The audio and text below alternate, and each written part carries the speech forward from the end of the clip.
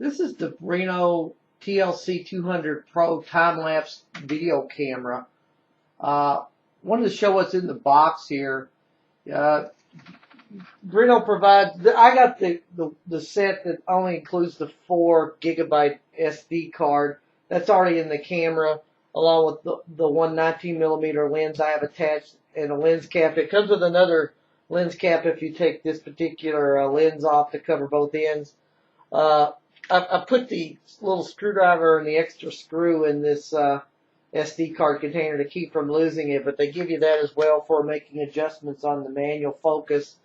In addition to a pretty decent user's manual and a pretty decent quick reference guide. So I mean, the instruction manual is fairly good. I don't consider myself a professional photographer by any means. I do like to take pictures, and this camera is pretty fun to play around with. One thing that I did first was I made sure I updated to the latest firmware, which as of the time of this review is 1.05. The setup is fairly easy to follow, but I mean, the curious things with the menu is some things are kind of deep in the menu, and the menu isn't as intuitive as I'd like it to be. Like, for example, when you turn on the power to the camera, you know, prominently the date and times on the LCD screen, but you've got to kind of work your way deep into the menu to find where to set it so you can get the proper date and time. I didn't like that too much. You know, so the menu could be cleaned up a little bit more user-friendly, I think. You know, I'm still experimenting with the different settings and stuff, and again, I don't consider myself an expert in photography or even this type of time-lapse photography. This is kind of my first experience with this type of camera. But this camera is a lot of fun to play around with and use.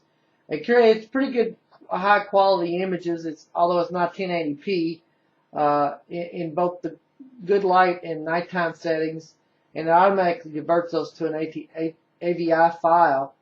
And it's relatively easy to transfer that file off of this camera to your computer if you choose to do so. You can either do it by plugging in the camera on its you know, micro plug port that it has here on the side, or you can take out the SD card itself and put it into a card reader.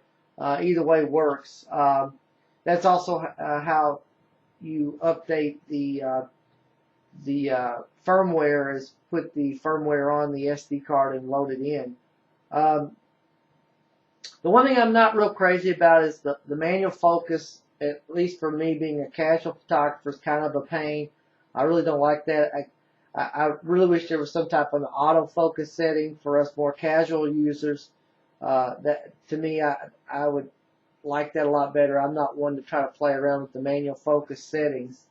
The LCD screen on the back here, right there, it's pretty clear, although I do wish it was a little bit bigger view screen than what's on here, but it's okay.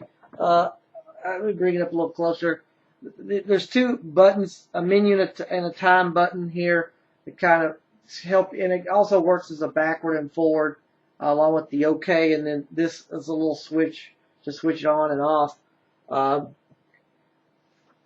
But I mean, like I said, it is a lot of fun. It's a fun camera. I like the fact that Brinno has a lot of different accessories to add to this, so you can do a variety of things, including an outdoor casing and things like that. And you can get different lenses to suit your needs. The battery life is pretty good. I use rechargeable batteries on this, and it lasts for quite a long time, depending on, you know, the settings that you have. But I mean, it lasts a pretty good time. You know, like I said, I think this is a fun camera. It's durable. It's well made. You know, there are a few annoyances with it. I mean, the menu could be improved. I don't like the manual focus at all. The resolution could be a little higher than the 720 it has, and the smaller view screen on the back is smaller than I would like. But I still like the camera overall, and I give it 4 stars.